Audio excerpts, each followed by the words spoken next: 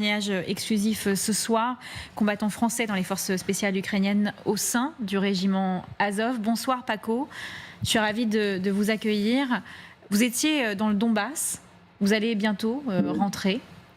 Quel est votre quotidien face à ces drones kamikazes, Paco?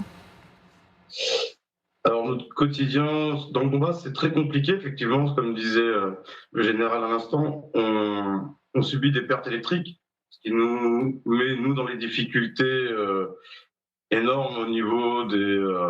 quand on est, parce que, bon, pour ma part, j'étais donc effectivement dans la 12e brigade, 12e brigade des forces spéciales, plus connue sous le nom d'Azov, de la garde ukrainienne. Moi, j'étais driver navigateur, ce qui fait que je suis 5 jours en rotation ou 5 jours en stand-by et j'ai des missions permanentes.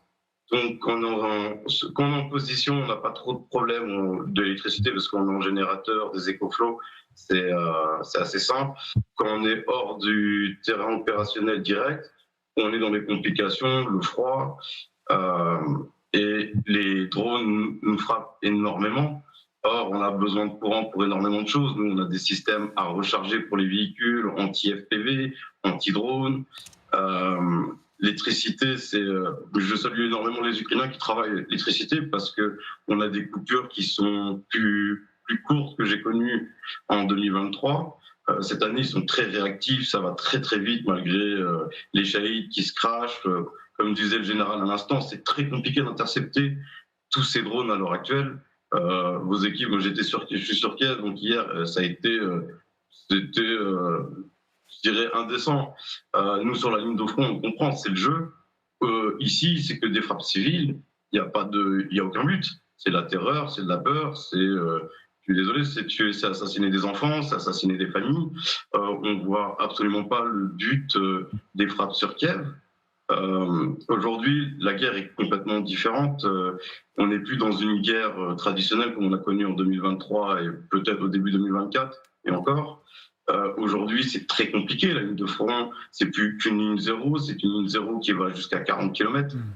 Les opérateurs drones tapent jusqu'à 40 km. Donc, s'ils sont infiltrés, ça vous donne des proportions qui vont assez loin. Nous, on l'a énormément subi dans le Donbass. Je peux pas parler des endroits où j'étais, mais on l'a subi. Et le subissent également, parce que nos opérateurs drones sont très très bons. Mais c'est une masse de drones, et aujourd'hui, il y a des nouveaux systèmes, c'est-à-dire qu'ils posent des drones qui vont seulement réactiver quand ils savent qu'on va sortir des blindages, qu'on arrive. Je donne un exemple. J'étais sur 2 missions. Le temps que j'arrive et que je décharge des gars et du matériel, en reprenant la même route en moins de 5 minutes, ils avaient jeté des mines grâce à des drones. Donc on s'est pris des mines et on s'est pris des FPV un peu plus tard. Et quand je dis on se prend des FPV kamikazes, ils nous tapent pas avec... on n'est plus dans du petit FPV, c'est avec des charges RPG, des thermites, donc de l'alcool inflammable.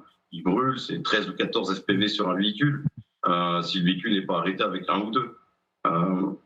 On n'est plus dans une guerre où le soldat est face à face. On est vraiment dans une guerre où on regarde au sol les mines, parce qu'il y a beaucoup de mines qui sont jetées tous les jours par ces drones.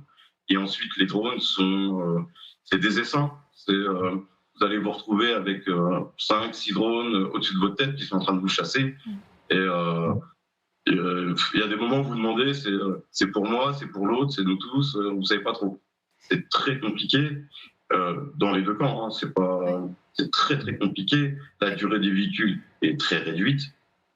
Des gars qui sont en position, on peut les laisser. Moi, j'avais des rotations, donc ils devaient rester 10 jours. Bon, les gars vont rester 15 ou 20 jours parce que en rentrant dans la zone, en ressortant la dernière fois, les véhicules sont explosés. Et quand je dis explosés, je parle de véhicules blindés, Spartan, MRAP, et les véhicules, vous avez beau en avoir, quand ils sont touchés, vous ne pouvez plus rentrer dans la zone. Oui.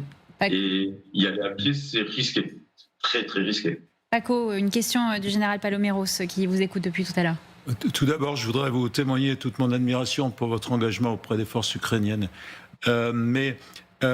Comment, si vous pouvez le dire d'une manière ouverte, comment sentez-vous, dans ces conditions très dures, comment sentez-vous le moral des troupes ukrainiennes sur le front depuis si longtemps, avec cette usure fatale de cette guerre sans merci? Alors, c'est là où c'est assez contradictoire. Moi, j'ai parlé un peu plus pour le cas des forces spéciales et des forces d'opération spéciales. Nous, on est un peu plus, on va sur des positions, on s'occupe de libérer justement des gars qui sont bloqués depuis un certain temps. Mais je vais vous donner un exemple. On a des unités qu'on a été libérées, 5 jours après, elles sont revenues de même sur leur position. Le moral est haut, contrairement à ce qu'on pourrait penser. Ils ne laissent absolument pas tomber. Et les lignes de front ne sont pas du tout ce qu'on peut prétendre. Un jour, on nous dit qu'on est encerclé dans tel et tel secteur. Ce n'est pas vrai, il y a des hommes infiltrés. Mais l'encerclement, jusqu'à maintenant, on ne l'a pas vu. Et d'ailleurs, la Russie, ils ont beau avoir des hommes et avoir énormément de matériel, de concentrer beaucoup de forces. Tout ce qu'on voit aujourd'hui, c'est qu'avec moins de forces ukrainiennes, ça tient. Ça tient. Et c'est pas parce qu'on infiltre 3 ou 4 hommes sur un terrain et qu'on met un drapeau qu'on dit ah, bon, on n'a plus de terrain. C'est pas vrai. Nous, on ne le voit pas comme ça. Et sur le terrain, c'est pas vrai parce que ces mêmes gars seront ou faits prisonniers ou vont repartir dans l'autre sens. Et c'est très très compliqué. C'est un jeu du chat de la souris. C'est des 100 mètres, 200 mètres, 600 mètres. C'est pas un jour c'est ukrainien, un jour c'est russe. Et c'est vraiment un ping-pong. Mais je crois que vous faites bien de souligner, parce que évidemment, il y a une certaine actualité qu'on essaye de suivre ici en France. Et je pense qu'il faut bien expliquer ce que vous venez de dire, c'est que c'est pas parce qu'il y a une petite centaine, mettons, de Russes qui sont dans la région de Pokrovsk que Pokrovsk s'est tombé. Mais moi, j'aurais une question, alors là, très, très concrète, très pratique. Quelle est la clé finalement de ce que je qualifie d'innovation opérationnelle ukrainienne qui nous surprend chaque jour depuis le début de ce conflit? C'est assez incroyable comme vous êtes capable, vous, enfin les forces ukrainiennes, être capables d'innover, de créer de nouveaux espaces, de créer de nouveaux modes d'action. Alors, on a l'avantage d'avoir énormément de monde qui innove. Tout le monde innove, en fait. C'est pas des unités spéciales qui se préparent à innover, bien sûr, il y en a, mais tout le monde dans son coin innove et essaye sur le terrain. Ce qui garde le moral, je pense, ici, c'est que c'est leur terre. Ils savent pourquoi on se bat. Hein. Je peux vous dire, quand vous passez dans un village, vous savez pourquoi vous vous battez ici. On n'est pas du tout dans une guerre où les conventions de Genève sont respectées par notre adversaire là-dessus. Après, là, il y a énormément d'innovation. Le problème, c'est qu'une innovation sort. Le lendemain, c'est déjà terminé. Il y a un nouveau système, un nouveau drone qui est arrivé. Donc, c'est compliqué. C'est très compliqué, que ça soit la nuit ou le jour. Hein. Ce que moi j'ai par rapport à 2023, on découvre beaucoup plus de mines, de jetés de mines. Donc, c'est vrai que du coup, vous pouvez pas courir. C'est très compliqué de courir. Au petit bonheur la chance, et vous pouvez perdre une jambe. Donc, entre les drones qui vous attaquent, qui sont des drones kamikazes, hein, qui n'hésitent pas à vous taper et à vous tuer, ou vous perdez, si vous avez de la chance, c'est un petit drone, vous perdez qu'une jambe ou un bras.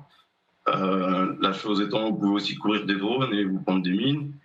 Donc, c'est vraiment très compliqué en campagne, ce qu'on appelle en tree-line, donc en ligne de forêt. En ville, c'est un peu plus différent. Sur les villes et les villages, bien entendu.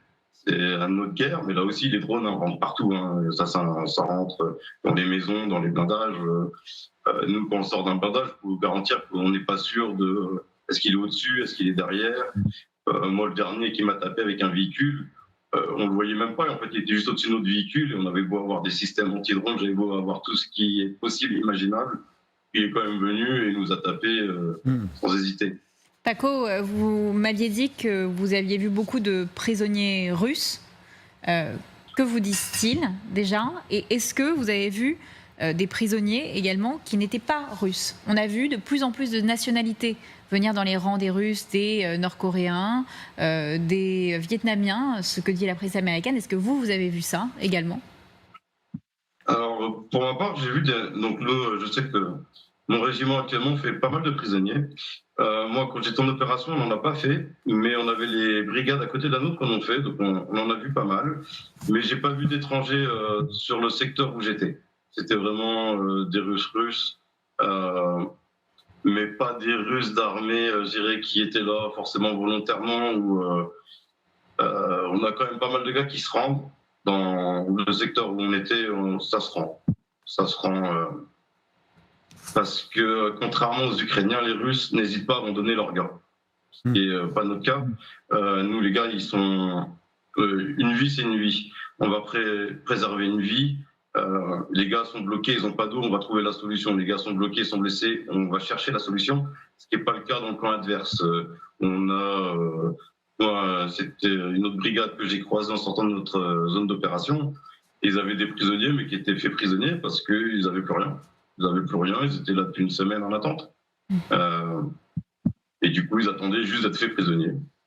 Merci Paco pour votre témoignage ce soir.